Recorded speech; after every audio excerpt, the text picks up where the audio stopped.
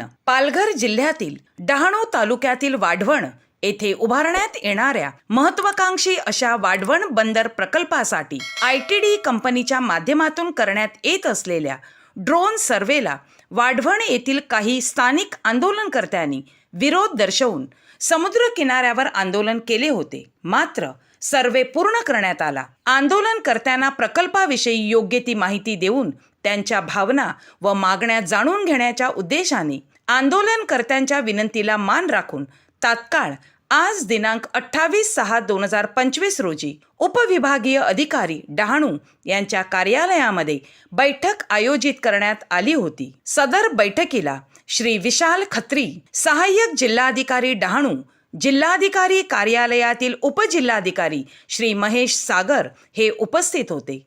तसेच बैठकीला वरोर, धाकटी डहाणू, चिंचणी व पंचक्रोशीतील